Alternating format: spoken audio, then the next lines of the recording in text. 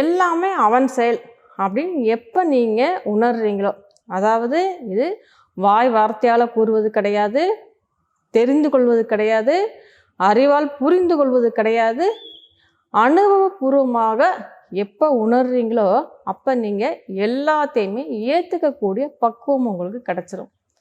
நல்லது கெட்டது, கஷ்டம் நஷ்டம்னு எதையுமே பிரிக்க மாட்டீங்க. எல்லாத்தையுமே அவன்தான் நடத்துகிறான் அப்படிங்கிறத ஏற்றுக்குவீங்க. அப்படி ஏற்றுக்கும் போது உங்களுக்குள்ளே ஓடிக்கிட்டு இருக்கிற எண்ணங்கள் ஸ்டாப் ஆகிடும். என்ன அப்படின்னா, நீங்கள் இங்கே எல்லாம் நான் தான், என்னால் முடியும், நான் முயற்சி பண்ணால் இங்கே முடியாதது எதுவுமே இல்லை அப்படின்னு நான் எப்போ செயல்படுறீங்களோ அப்போ உங்களுடைய மனம் செயல்பட்டு எண்ணங்களை உருவாக்கிட்டு இருக்கும்.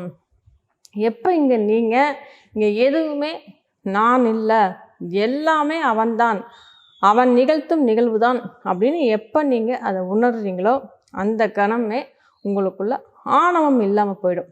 அந்த ஆணவம் இல்லாமல் போன அந்த கணத்திலேயே உங்களுக்குள்ள எண்ண ஓட்டம் ஸ்டாப் ஆகிடும். மனம் செயல்பட்டால் தானே அங்கே எண்ண ஓட்டம் இருக்க முடியும். அதனால் அந்த எண்ண ஓட்டம் ஸ்டாப் ஆன உடனேயே உங்களுடைய மனம் இயல்பான அமைதிக்கும் ஆனந்தத்துக்கும் வந்து தான் ஆகணும். அப்போ நீங்கள் இயல்பான அமைதியிலையும் ஆனந்தத்திலையும் தான் நிலை பெற்று இருப்பீங்க.